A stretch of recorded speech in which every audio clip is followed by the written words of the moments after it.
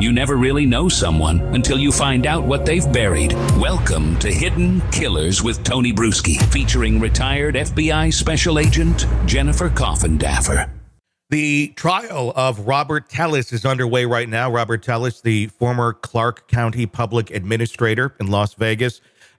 He's accused of murdering an investigative reporter, Jeff German, who reported on him and reported about corruption in his office. After that, Robert didn't win his re-election bid, and shortly thereafter, Jeff German was found murdered in his yard. And it appears Robert Tellis is the man behind the knife. At least that's what the evidence seems to be pointing to right now. Joining me to discuss, Jennifer Coffindaffer, retired FBI Special Agent. I know there's no such thing as an open and shut case, but my God, does the evidence look bad against Robert Tellis? It does look bad. Anytime you have DNA evidence linking the victim with the alleged perpetrator, there's a problem. And that DNA was underneath the fingernails. That's a big clue. It makes you wonder if Jeff knew, that he was going to die when this was going on, and he had the foresight, after covering all these types of people for so long, to really get in there and dig in so that there would be that evidence, so the perpetrator could be found. And really, when we're talking about DNA evidence, this is one you really can't plant. I suppose there's ways of it, but I mean, underneath the fingernails like this, and then he's got a cut up finger, it looks pretty damning. And that's just the tip of the iceberg. Right. No, you're absolutely right. A couple of points on that. First of all, in self-defense, that is something we always teach in our classes, that, listen, if you are, at the mercy of your perpetrator, leave some bit of yourself on them, whether that's scratching them, whether that's spitting, whether that's biting, so that the case can be made. I know all that sounds kind of morbid, but it's kind of the last thing, detail we leave to people. And the other thing is, I'm just picturing, because he was stabbed, so I'm picturing, this victim just grabbing him and trying to grab at the arms and digging his fingernails in a defensive posture as well. Perhaps a combination. Yeah.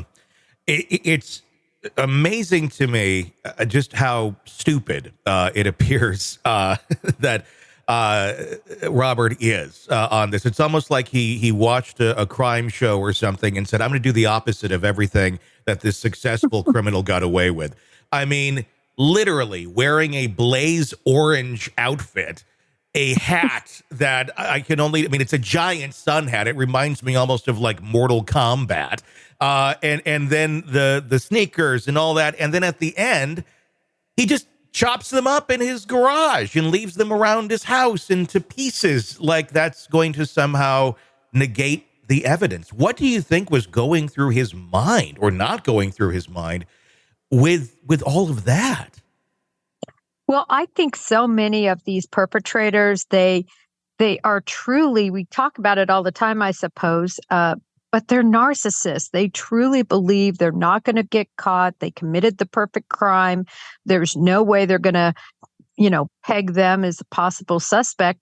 And so they might cut it up, but they don't discard it. I think in some ways it's sort of a sign to them, look at what I did, I think they take some pride and some joy in that, unfortunately, from a psychological standpoint. Almost, I know some people will take items, you see that quite often in something like this, though.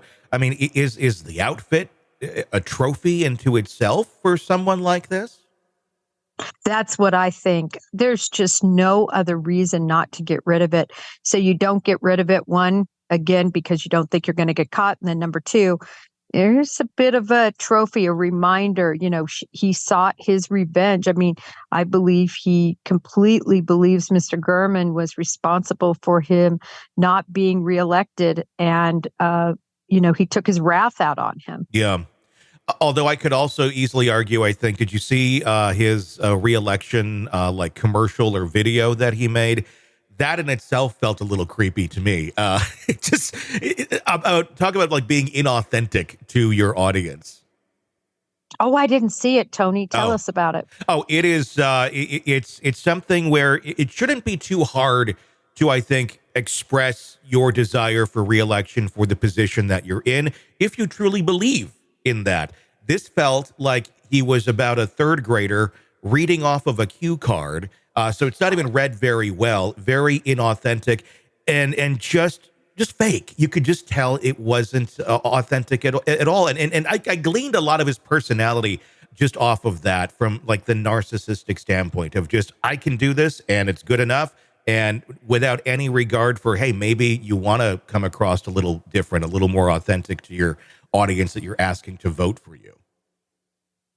Well, when you look at the statements made by his staff, how hostile the environment was, being yelled at, being told they couldn't talk to one another, cohorting us, apparently with one of them.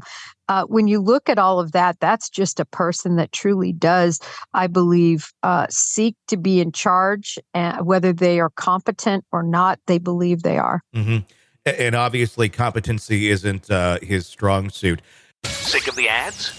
Yep, we are too. Then you need to become a True Crime Today Premium Plus subscriber on Apple Podcasts. Heck, even try it for 3 days free right now. As a Premium Plus subscriber, you'll get exclusive access to uncut interviews before everyone else. Plus, no more commercials. So, if you have an iPhone, just search True Crime Today Premium Plus and press subscribe now.